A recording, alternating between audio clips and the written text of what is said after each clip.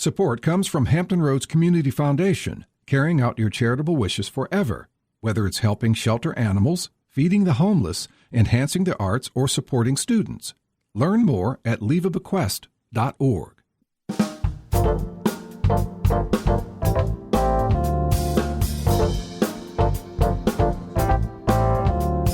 Hello, everyone. I'm Barbara Hamley. Today on Another View, we're talking about things that are out of this world, space exploration, and very much a part of our world, our Earth's atmosphere, with the director of NASA's Langley Research Center, Clayton P. Turner. Up next on Another View, what scientists and researchers are up to at NASA Langley, the latest in aviation improvements, and how we can encourage our young people, particularly African Americans, to consider science careers. Stay tuned. Another View is next, right after this news from NPR and WHRO News.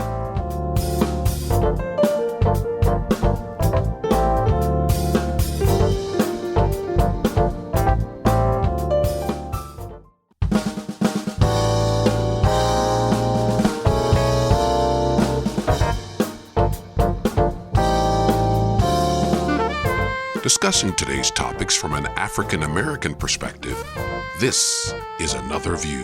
Hello, everyone, and welcome to Another View. I'm Barbara Hamley. So let me tell you about our guest on today's show. He's an engineer.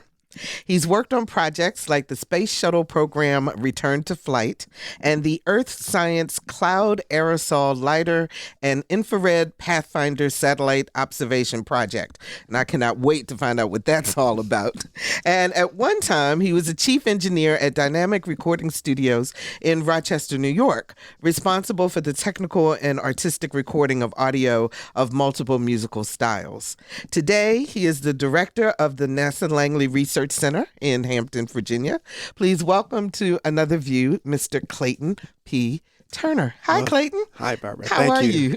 Doing well. Thank you. I've got to know, what is an Earth Science Cloud Aerosol LiDAR? Is it LiDAR or LiDAR? LiDAR. LiDAR and Infrared Pathfinder Satellite Observation Project. So the short answer is a measurement technique. Okay. So the part I worked on was an experiment to see if we could take measurements with a laser, active measurements from orbit.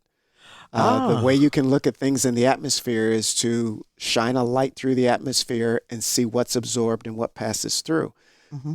A passive way to do that is to use the sun, but that means you can only line up the sun and the atmosphere in certain ways. An active way to do that is a laser. So we built a very large instrument. In fact, it flew in the shuttle bay to demonstrate this capability. The actual space flight free flying instrument was built a few years later, and it's actually been on orbit for going on 11 years now. Wow. So that was the precursor, and this was the one. What makes you so excited about science and about engineering, about our atmosphere? So what excites me about all of that, and all we're going to talk about is at some point, my job is to reach for new heights, to reveal the unknown for the benefit of humankind. That is exciting to me. And I get to do that at a place called NASA, right? That is exciting to me. And now, imagine if everybody found that thing that excited them. I get a platform to share that message. That is fantastic. And you can see, your whole face lights up when you're talking about that. So, when we think about space, the atmosphere, flying, for some people, there's this kind of dreamy, I want to be there. I want to be a part of it. For other people, it's like, I got to deal with what's happening here on Earth. What would you say is one thing, particularly people of color, don't know about our atmosphere or about this whole science and why it's so relevant? So the atmosphere itself is important to all of us, right? When I talk to folks, I say my favorite planet is this one, right? This is where we live and breathe. Now, we aspire to be a multi-planet species and go out but right now this is home. So everything that goes into the air, everything that's happening, natural and unnatural, we need to understand what's going on so we can mitigate those things that we are impacting and be prepared for those things that are longer term. NASA Langley started studying the atmosphere because we were trying to learn how to fly those crazy flying machines. We were 105 years old. Wow. So if you're going to fly through the atmosphere, you need to understand that. That's where our earth science expertise grew. Now these are true dyed-in-the-wool earth scientists, but the start was to understand the atmosphere. So that's really important. So we say, well, it's the atmosphere, it's a lot of it, it's all. Well, no, it is a limited resource. If you ever look at a picture of Earth from space, there's a very thin blue layer and a lot of space. So it's a precious resource that we want to take care of. And that's the work that you all are doing Absolutely. right now. So what's the major focus at NASA Langley? So part of it is to understand it's a very complex system. So part of it is to collect that data, collect that knowledge so policymakers can make decisions. Some of the things we talk about, like our colleagues at NOAA, they focus on weather. That's is it raining tomorrow? Is there a storm or hurricane? We do some of their satellites so that they can get that data for weather. Wow. We focus on climate, which is a very long-term thing. You hear, well, temperature is going to increase by 1/10 of a degree over 10 years. Well, who cares? Well, you do need to care because over time, as that's increasing, things like the polar caps will begin to melt. And you see evidence of that already. So also ice melting, why do I care? Because that ice melts, it goes into the water and it changes the temperature. Now your dynamic in the sea is different. The storms that go by, because that water may be warmer, it picks up more energy, so the storm may be energetic. Now I say that knowing that we still have to understand how that works. There's no Clayton has the answer and it's good to go. We need to collect that data, understand, and provide that knowledge to policymakers here at home, but sharing it with the world. We work with the world community to understand how we can best take care of our precious resource that is our home planet. So if we could go above the earth and look out into space, what are some of the things that we would see? Because I keep hearing, you hear about satellites, then you hear about meteors, and then you hear about the stars. And I mean, kind of give us a sense of, is it like another busy highway going on up there? Or so how would you describe it? I would say it's beyond busy. So everything you said is there. What makes it a little different is that the space from our perspective is infinite. So there's more things than we could count if we had 1 billion lifetimes. Wow. But there's so much space. So you could launch something in space and you may go for a long time, I mean millions of years without hitting anything. But there's billions and billions of things, right? If you go just around our home planet, I like to share with people some of the things we find ourselves in conflict with here on home planet are in almost infinite supply, just floating out there. Some of the materials, some of the resources. But in order for us to take advantage of that, we have to work together to harness those resources. And NASA, we just launched the Artemis 1 rocket. And so what that was, an uncrewed vehicle that we use to exercise what we're going to do to return to the lunar surface. And that's important. When you buy a car, when you buy a washing machine, when you buy the company that makes that, they take models of it and they beat the heck out of it to make sure it's going to do what it's supposed to do, especially something like a car or an airplane. Well, that's what we did with this. We exercised this vehicle. And the last test, the most important test, was a heat shield coming back in to make sure that when we have crew on, that we're going to get them back to home planet safely. So that's where you start out that, we now have demonstrated that the next one's going to have crew on it. Then we're going to land on a lunar surface. Well, Clayton, why go to the moon? Because we want to go and live and work there. We want to drive an economy that's going to enable jobs for people to do things that they couldn't have done before. And from the moon, we want to go to the Mars and work. And I have a poster that I'll share with you. April will bring a picture. There's a young person standing in a doorway and an adult standing in a doorway. They both have on spacesuits. The background is red. There's a little yellow vehicle outside, and it has a red stop sign on it. First day of school on Mars. Imagine when that is commonplace. So that's the kind of thing we're talking about in space. That going to space, because remember there was a time when only those crazy daredevils in the government messed with those flying machines. None of us give a second thought to getting on an airplane and going where we need to be. Yeah. Right? As a matter of fact, it's interesting because as I was thinking back, as I was thinking about our interview today, and if you fly, I can remember when you would get dressed up, when it was a big deal, when it cost money, a lot of money in order to fly, and it was an elitist kind of thing. now it kind of reminds me of my college days traveling Greyhound and Trailways, right? Absolutely. So do you anticipate at some point that space travel will be that same way, or our going to different planets, so that it won't be the rich guys and their toys, as some people describe it, but it will be a regular everyday thing for everybody? Oh, absolutely. And you described it perfectly. There was a time when it just was a lot of money and you got to fly in one of those machines. And now, we don't give that a second thought. Right. And I do want to come back to aviation with your same question. But in terms of space, so right now, private companies are launching to low Earth orbit. There was a time when the only way you got to space was with NASA. Right. Now private companies are doing that.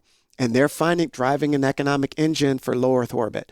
As we go on to the moon, to live and work, not just to visit and say we went there, but to live and work, more private companies are open, more people will have jobs and work from those sites, in the long term. And then going to the moon will be like going to a remote place here on Earth. Not everybody can go to Kilimanjaro on the top of a mountain, right? It's kind of rare, but you can go there if you want to. So that's what a moon. That'll be the first evolution.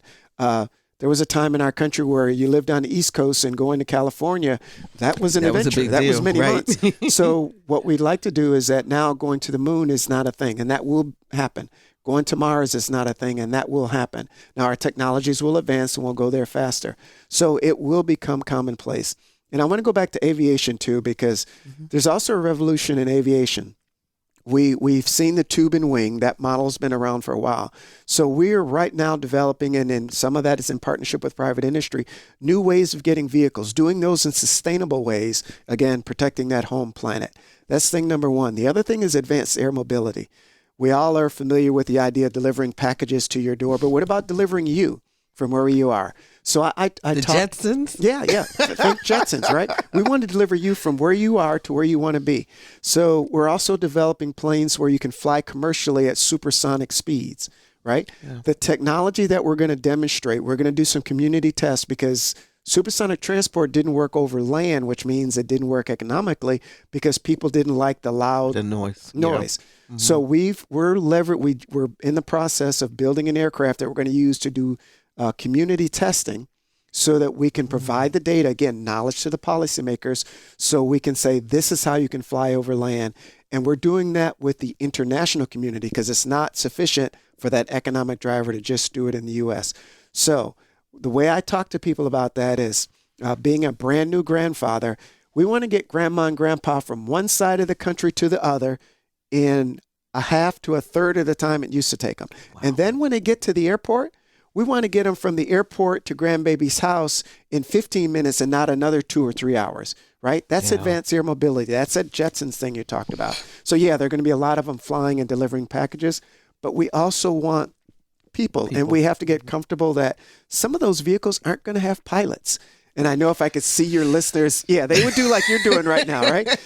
But you think about what we're doing. So a car not having a pilot, and that we're going to learn and we're going to get that better. Yeah, it makes me nervous, but you're right. But there's some level of for the car and for those vehicles. If I'm driving down the car and there's all autonomous vehicles around me, and I decide, ice cream cone, and I make a hard right, well, that's hard for the algorithm to. But if the vehicles are in tune, and I need to stop for ice cream, then it's going to gear and find that place. So, that's down the road a little bit. But those are the things that are going to be more efficient, and we're going to do those in sustainable ways. As these drivers progress, battery technology gets better, resource technology, our ability to use solar, our ability to use wind, all those things. It's not dump something out, is we can do these things better. We can do them more efficiently. But Clayton, one of the things, it's just like with your PC or your Mac, it's wonderful until it doesn't work. Yes. And so do you worry about, in terms of all of these things, computers are the drivers, correct? I mean, am I oversimplifying that? But no. The sense of, do you ever think about between the satellites that are necessary to move things around? I was watching the annual report from 2021 for NASA Langley, and you all were talking about the GPS work that you're doing now and so forth. Do you ever say to yourself, but what happens if if something goes wonky? Yeah, so we have large numbers of people that ask that question, what happens if? But because we are human, Yeah. There is no perfect out there. We're always going to get better. I flash back to when I was in college and I rode my horse and buggy to school, right? And I remember my two professors, they were giving me a hard time. I was sitting at a computer and I had 640K, yes, K of memory. Wow. And they would stand behind me and say, I remember when we had 1,028 bits and they were just carrying on, right? Now we have gigabytes and terabytes, right? Making it better. And what do we say? I need more. More. Right? Yeah. Mm-hmm. We turn on our computer and it takes 10 seconds instead of 2. Why is it so slow?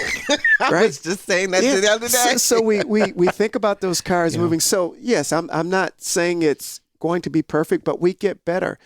Everything we do, everything we push out in technology, everything we go forward with, we're always getting better. And we learn when things don't go well. We always learn. That's part of us as humans. Even in exploration, we learn when things don't go well. I was watching a video where they were talking about, I'm not going to get this right, but it's for the supersonic planes. The basically you have to put the cockpit in the middle of the plane. Am I describing that correctly? So there's no windows. So you set up a series of cameras in order to be able to see what you need to see in order to fly the vehicle. And that's what made me think about that question of, but what happens if the camera goes down, or if the computer's not syncing, or the satellite's not where it's supposed to be, et cetera? I guess at some point you've got to just kind of step out on faith too, Right. after you put it all together. Right. So there's a level of what's the redundancies behind that. So for that vehicle that I described, it has a visual system that was actually designed here at Langley, Right. that's now being integrated into the plane. One of our partners are building the plane for us. So if that system doesn't work, then they would talk that pilot through. Now, that plane that we're building, people aren't going to fly on that. It is specifically designed to demonstrate technologies. And by the way, Christine Darden did a lot of that work, one of our hidden figures. Wow. She did that work. So we are literally living on the legacy of the work she put in. That's so incredible. We're going to learn and we're going to get that data. Now, when you start to see commercial vehicles, private companies are already talking about supersonic transport. And again, starting with the business jet, those things will be overcome. Now, right now, we rely a lot on our monitors. We toss them away and they're fairly reliable, right? So we'll get to that point where they're reliable. You go on cruise ships now, they're putting in, instead of an actual balcony or window, it's a virtual window. Yeah. And it's a giant thing. So again, that's another case where those things will get better. But yes, if when we learn that this doesn't work and the 3 systems behind it, our GPS system, there's a lot of satellites up there. There are systems that will replace those.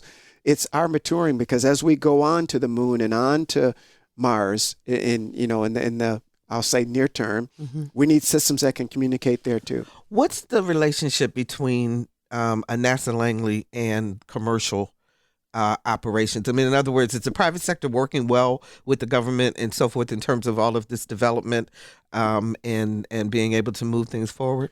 Absolutely. So the private sector has a role.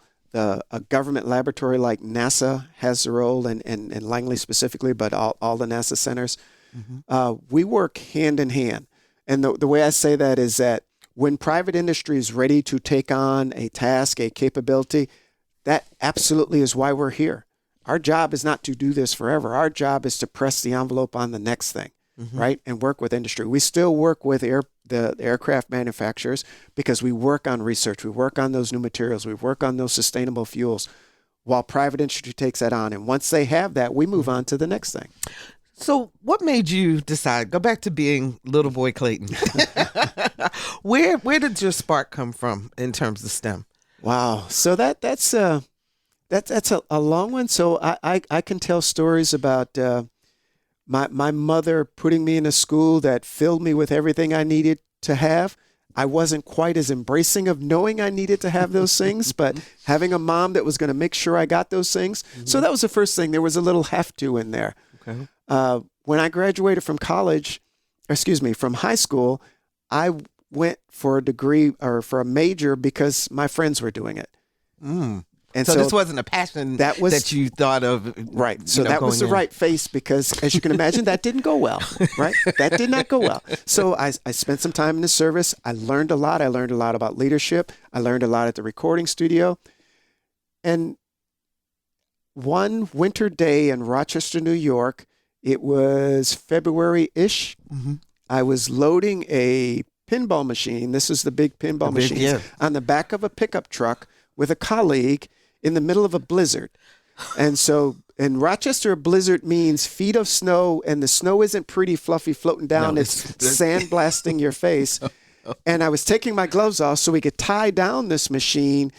And it came in my head, you can do something different, right? Life experience, right? Life experience, right? So when I went back to school, I had the experience. I was still working in the recording studio. I had been in the service.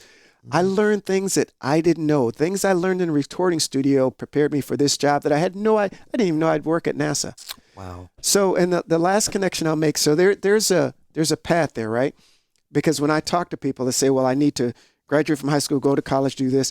You need to find your passion and flow, but don't get stuck in, well, I didn't do it on everybody else's schedule, right?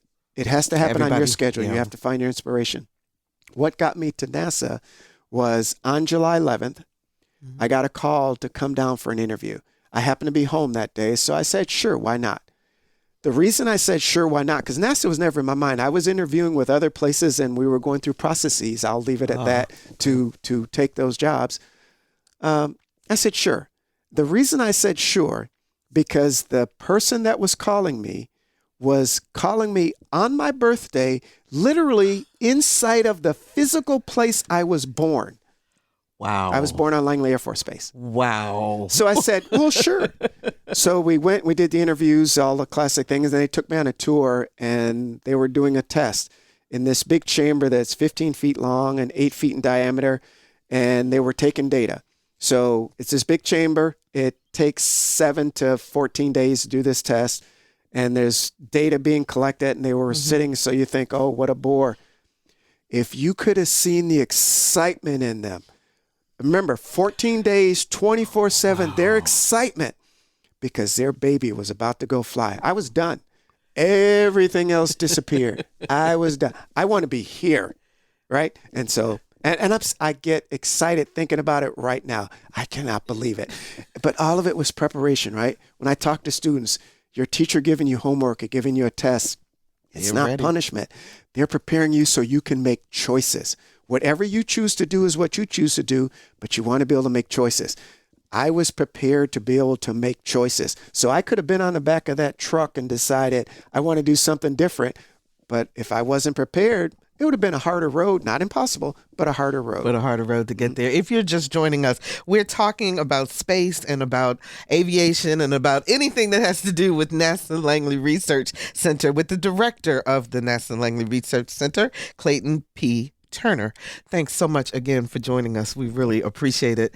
Thank you. Do you think that part of the reason why it's taking a while to get a lot of people of color, particularly African Americans, engaged in STEM careers, in STEM in school, et cetera, is because of the language? Like, I was kind of tongue in cheek a little bit when we're talking about the name of the project that you were working on, but that's pretty intimidating. And I'm wondering if you think that part of it, because when you explain it, it's very understandable and it makes sense. When you read it on the paper, it's a little bit more intimidating. What do you think the reason? So I think that's part of it. I think it requires outreach. You're right. It can't just be a paper. I can't send pamphlets with, colorful little foldouts. I mean, that helps. Yeah. But a human being. So, going out and speaking, I get the opportunity to speak a lot. I share with people my first day as center director of NASA's Langley Research Center, I spent with 3 and 4-year-olds. Wow. The 4-year-olds, we talked about the solar system. I was the sun. They were the planets. I spun, we fell, we did all these things. But then we sat down and we talked about it. And the 4-year-olds could tell me the closest planet to the sun and the farthest planet and the largest planet and the hottest planet. Not because I wrote it on the board and told them to memorize it, because they experienced it and they absorbed it. Exactly. 3-year-olds, I talked to them about gravity, aerothermodynamics, coding, and engineering. 3-year-olds. I held a balloon up during that talk, or a ball up, and I dropped it. And I asked, why did the ball fall? And a 3-year-old, she told me, because it's not a balloon. And then she told me why a balloon went up. So they're ready. What I think is a bigger challenge is we get in our minds, I can't fill in the blank, right? I can't do this. The more we can hear from and see people that say, I can. I feel part of my life's mission is to pour I can, because there's plenty of I can'ts out there. The more I cans we can pour, and again, everybody has different circumstances. There's challenges. I'm not saying any of this is easy, but if you give somebody just a rung to hold on to, I can do that. I saw that person. I can do that. That's what we need more of, amplified. I mean, I roll out to basketball courts. I coach rec league football. I'm using my quote fingers for those on the air.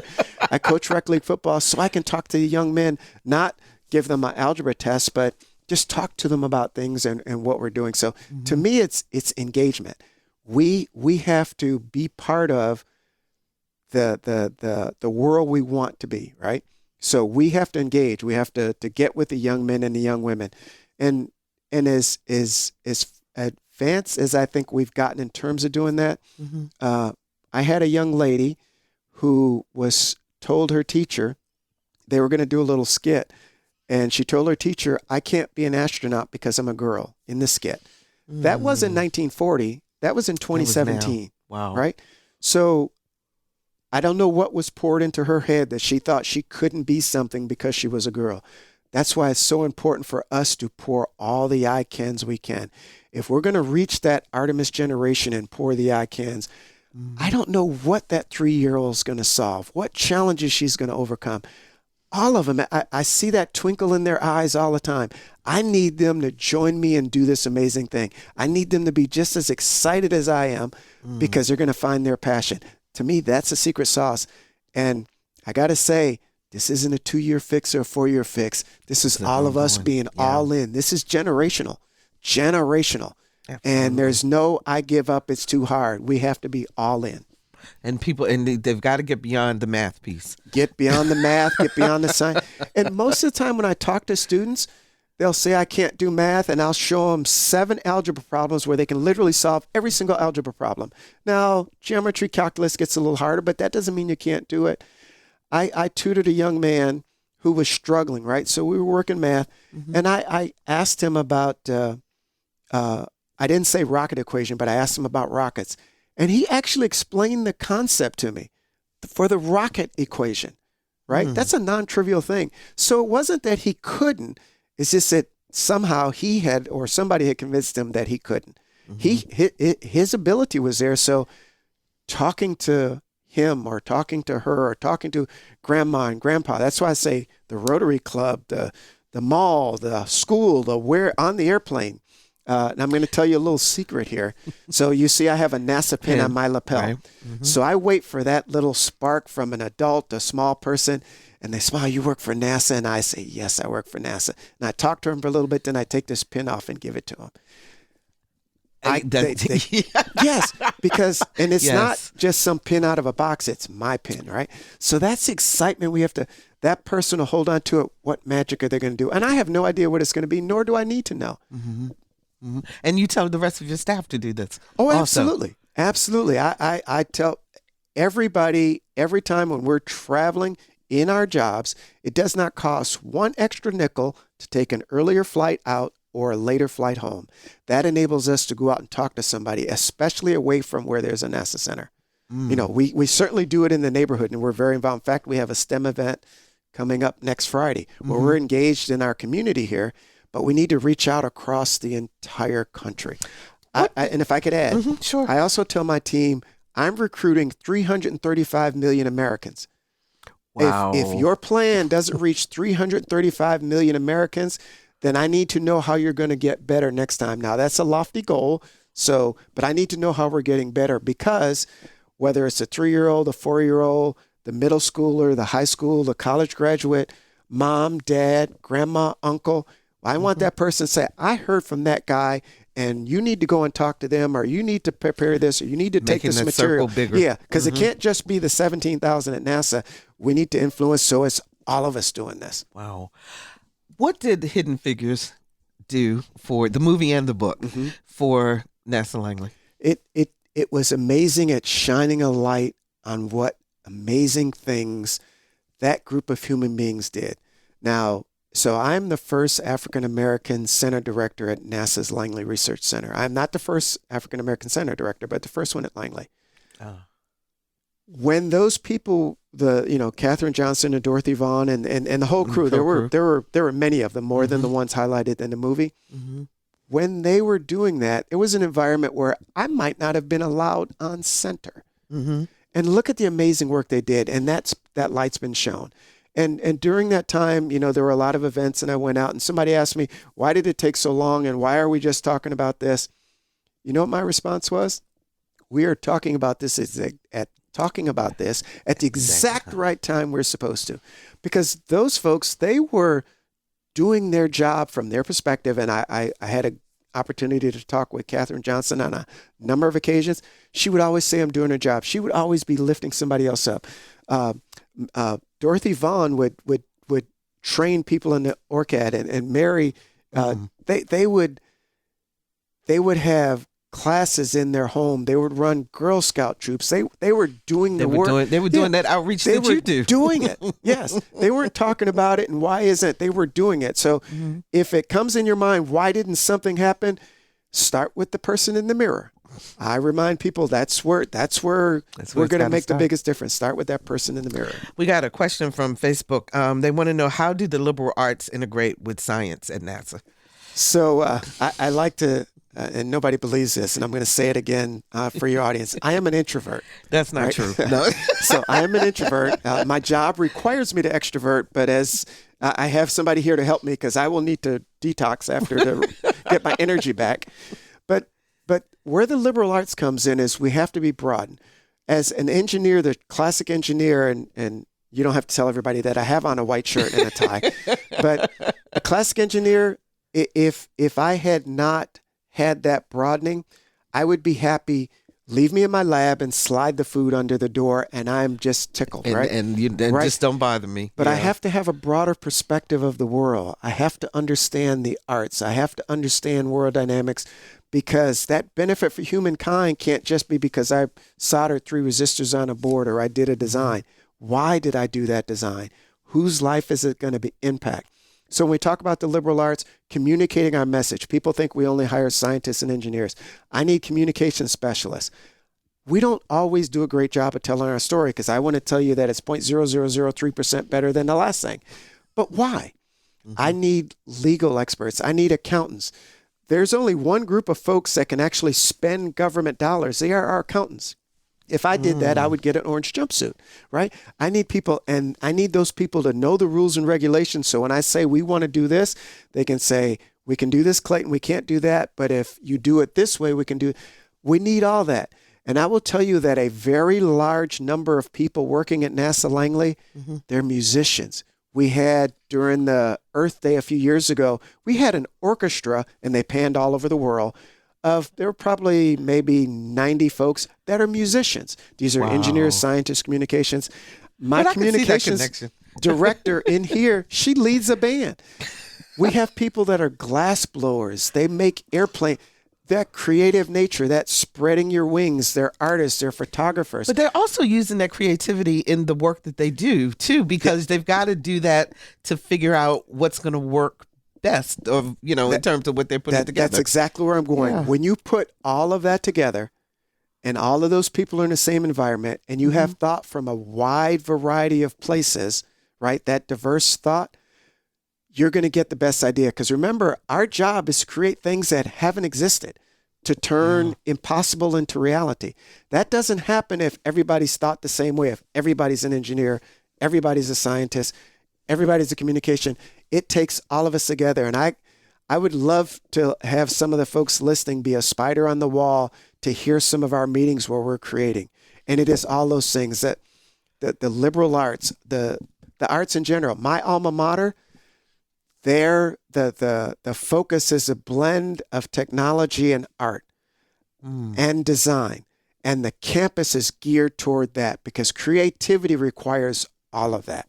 And tell your alma mater's Rochester Institute of Technology. Yes. Yes, that's what I was trying to think of. So, where do you see, what's the future? Where is NASA Langley, particularly Langley, going? What are you guys working on? So what we're working on, we talked about the X-59, the demonstration plane for supersonic transport and advanced air mobility. That's a key role in the work we do. So get you across the country faster or around the world faster, get you from where you are in the city or in the country or wherever you are to where you want to be with a autonomous vehicle, get your packages delivered. We're all spoiled because the various deliverers, they'll bring our package the next day or have us pick it up. At some point, just like that computer, why did it take 10 seconds instead of 2? We're going to get it there instantly for you, right? So those are the things you're going to see where it's just commonplace. But when you think about tens of millions of things flying in the atmosphere, we need to make sure they play well together and don't knock each other down. So we have to do that. I talked about going to the moon to live and work.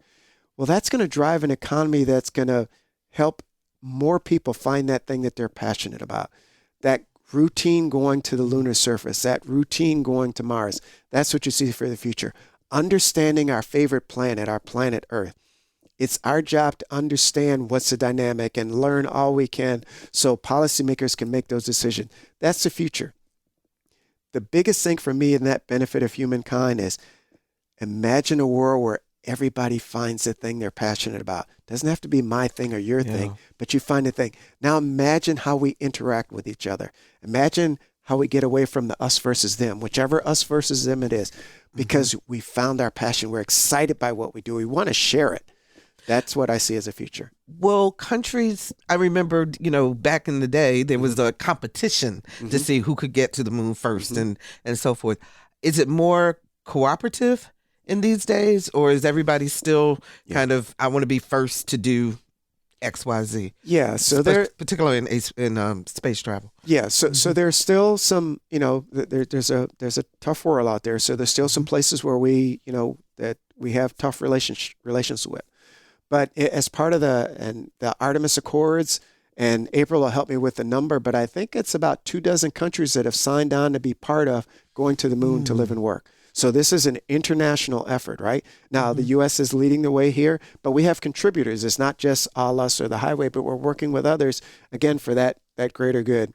Now, one would hope that those nations that we aren't as close to, that we find ways and common ground to work together. Yeah. So what's new? What's next for you? Yeah. So I get asked that question a lot. So I have the new grandbaby. He's taken a lot of my time, but every time I look into his little eyes and he's 7 months old, I think about what am I putting in place and enabling for him and his generation. So I'm excited. They will probably have to roll me out of here, right? And if the administrator comes and says, Clayton, I need you to go to Fairbanks, Alaska and run a listening post there, I will be on the first thing moving because I want to be part of creating this environment for us. And there's something I wanted to ask you earlier when you were talking about the various projects. How do you decide what you're going to work on? I mean, is there a proposal process? Is it, or somebody just walks in your office one day and says, hey, Clayton, I want to do. Yeah. So there are a number of ways that sometimes it's just inspiration to spark because you have a lot of smart people. And we have people that cover the gamut of personality traits, right? We talked about my being an introvert versus an extrovert. But we also have people that I'm more creative of. I'm more the big picture thinker. I'm more the implementer. I'm more, all those are required. So we have internal IRAD, research and development, where somebody had a concept or a thought. What happens if I took this and used it this way? And so we have calls where we'll say, bring us your ideas, and we're going to fund to see, do the physics hold together? Is there something there? We have a battery technology that if it comes to fruition, and I know this gets used a lot, will change the world. I mean, completely change the world. It may be completely nothing. But when you see that and you say, okay, it seems like the physics kind of hold together, let's invest. That's worth. So you have that early, and we use a funnel, right? So the funnel on one end is really open. Wide open. Everything's coming in, and then we narrow it down because the taxpayers entrust us with the resources to not just go chasing every shiny thing we see, but to say the physics hold, this looks viable, this is how it benefits, and so on and so forth. And then we get down to a set of things that this is what we're going to mature. Now that takes some time, right? We see on TV somebody came up with this, and it took 2 days, and now it changes the world, right? No, I talked to you about Christine Darden and supersonic transport over land.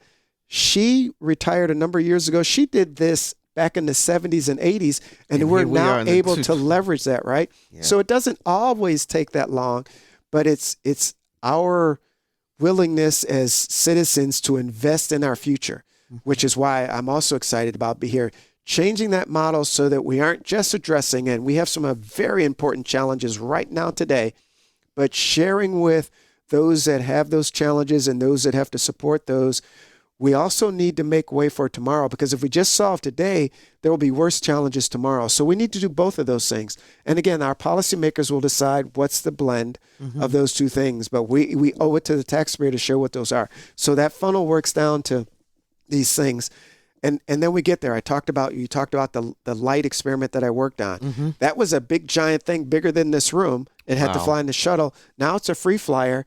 And it's been up there 10 years, but there will be things that'll be the size of, maybe a microwave oven in the future, and maybe the size of a toaster, or maybe it'll be a dot on the back of everything flying, right? So we progress. So progress, yeah. So as you look at Hollywood and Star Trek and all those types of futuristic movies, and you think about the work that you do now, how far apart are they?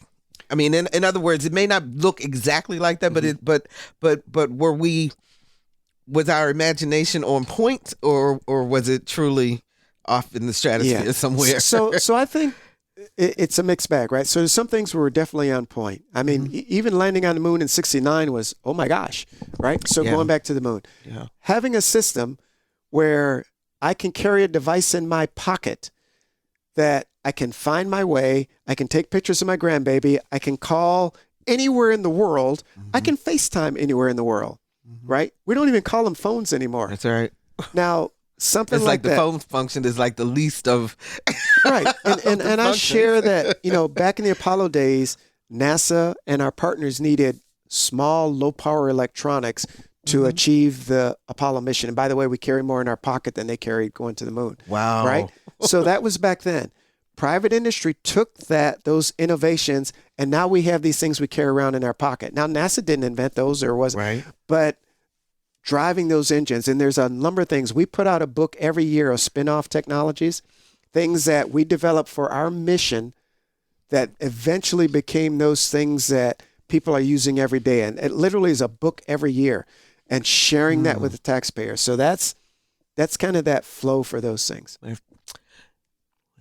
Take the time, next couple of minutes, and convince a young person why they need to take a look at a science career. Okay. So if you could see my face, you'd know right away you need to be doing this. So I talk to young folks about, what is the thing you like to do most? What is the thing that excites you? And they'll tell me something they think I want to hear. I like doing this. I say, okay, what do you do when you have free time and nothing on your mind? And that usually gets to the thing. Imagine if you were doing that thing because you loved it, not because somebody did something for you, because you loved doing that thing and it excited you, and you were excited by working with people that did that same thing. Now imagine somebody's going to pay you to do that thing, right?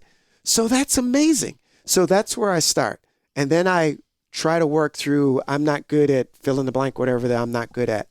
And I can, for most folks, I can show them that it just requires work. It requires work, and listeners, please don't share with anybody, but I failed the first semester of geometry, and I'm the director of NASA's Langley Research Center. No, say it isn't so. Yeah, so don't tell anybody. Keep it as a secret, please. Please don't tell anybody. But so it is that, because again, those I can'ts get in their head. Also making the connection, because if you think, all right, for example, kids loved hip hop and rap, and everybody wants to make beats, but there's a science behind that, and there's STEM in that, and I think showing them what the STEM piece is, in that way may also help. I really think the language is a barrier. Well, so and I agree, because it gets technically deep, and it doesn't have to all the time. I talked to our folks about communicating impact. I talked about learning earlier. I talked about learning a lot in the recording studio for this job. Yeah. One of the biggest lessons is it's not about the dials and knobs and technology, because that's why I went into it, because I thought I could turn those dials and knobs and it would be fun. But what I learned, that's table stakes. What was important was connecting with that human being on the other side of that glass in that sterile environment to get their very best out of them. So that's a big part of it. So you're enabling somebody else. You're lifting others, and you can pour that I cans. So when I talk to the young people, I quote fingers here, coach rec league football. It's about getting out there so I can talk to the young man, and we're talking about, well, I need you to make that cut. It's a right angle. What are you talking about? And then do this, and we do that. And I say, oh, look at that. What is that bright thing up there? And they'll say, oh, that's a star. No, that's not actually a star. That's actually Jupiter. See, I have an app, right? So we get to talk there. And I can tell you, if we all took time to talk to them, you can literally, at least I can, literally see that twinkle in their eyes. That's all. They just need a little bit. We don't need to solve everything. We just need to give them, you can do that too. So that's what I would do. I would share my passion. And somebody had to convince me to share my passion. Janet Sellers, she's at Kennedy now, but she convinced me. She wanted me to do a talk on leadership, and I had my PowerPoint charts and my definitions, and I took it to her, and she said, nope, don't want any of that. I want you to talk about it. So I told 4 stories. When I got finished, there were people come up. Usually when you get to talking, people come up. 4 people were in tears, not because I'm a great orator, because they heard me say I went through some stuff, and it came out on the other end. We need to share that with those young youth. For every that person thinks STEM's not for me, I need to share with them what it is, right?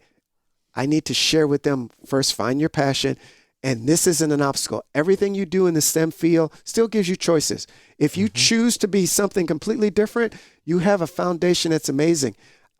All of the people on our center have that STEM content, even though they may not be engineers, researchers, and scientists, because they have that background and they're able to contribute when I said we're going to turn the impossible into possible. I can't believe we're out of time. I just have loved talking to you, Clayton P. Turner, who is the head of NASA Langley. So honored to have you as a guest today. Thank you very much for being with us, and we'll be right back.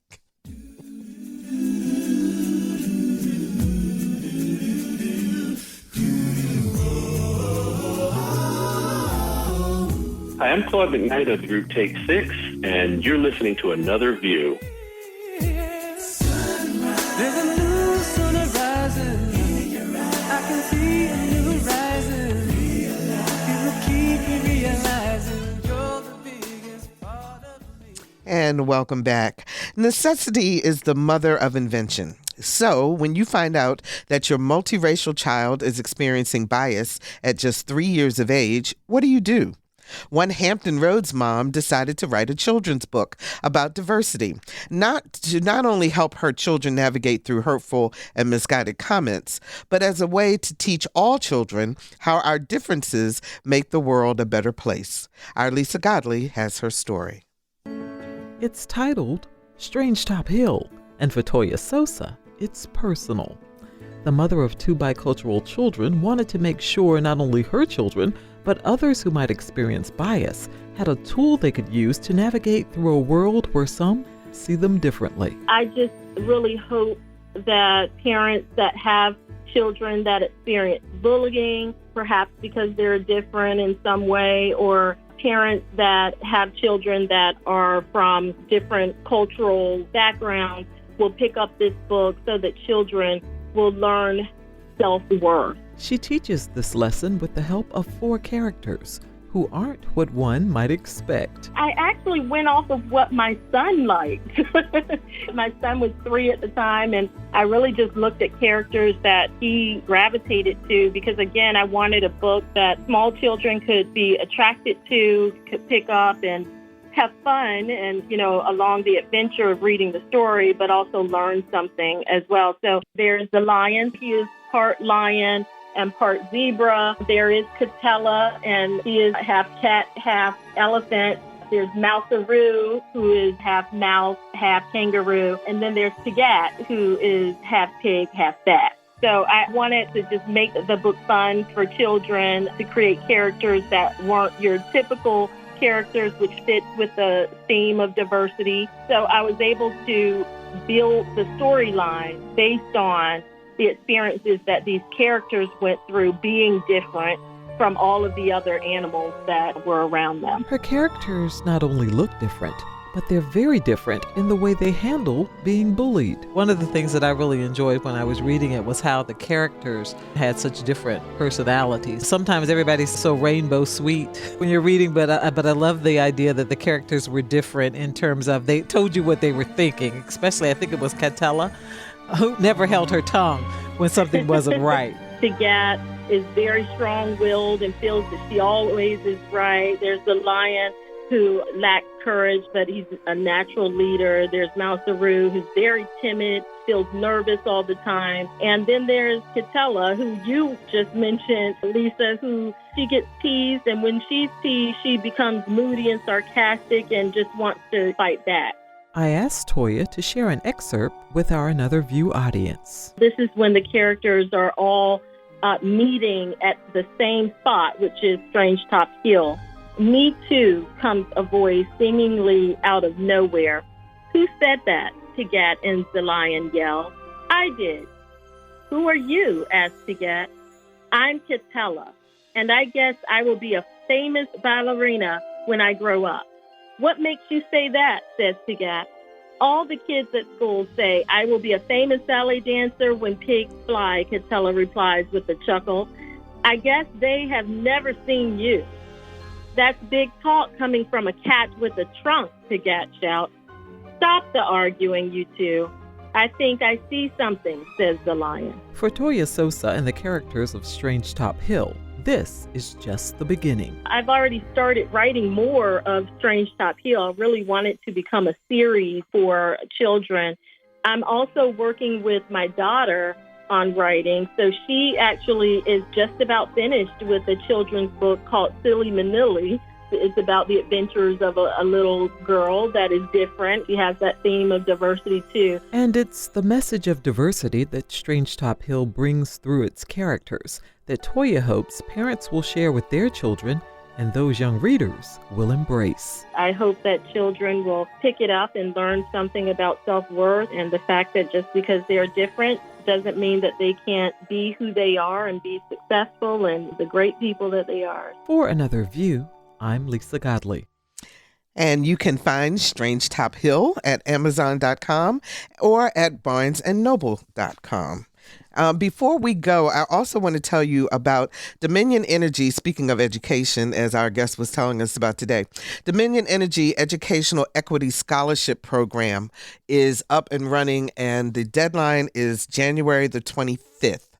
So if you are a historically underserved student who self-identifies as Black or African American, Hispanic or Latino, American Indian or Native, Alaska Native, Asian or Native Hawaiian or other Pacific Islander, and you're in high school or currently an undergraduate, you are eligible if you live in Connecticut, Ohio, West Virginia, Maryland, North Carolina, South Carolina, Indiana, Wyoming, or Utah. So if you're in any of those states, you are eligible to apply. And there will be 20 $5,000 awards given and 40 $10,000 awards given. You can find out information about the scholarship and apply at dominionenergy.com. So that's dom.com/Dominion Energy Educational Equity Scholarship Program. Next week on Another View is the Another View Roundtable with unique perspectives from our 4 talented and knowledgeable pundits, and you know who they are, so we're looking forward to that. Our theme music is an original composition created especially for Another View by Jay Sennett. Lisa Godley is our show producer, Jordan Christie is our audio engineer, and Danielle Saunders answered the phones. I'm Barbara Ham-Lee. It's a new year and a new chance for us to change our attitudes towards one another. Let's make it all about love, folks. And let's get together again next Thursday at noon for Another View.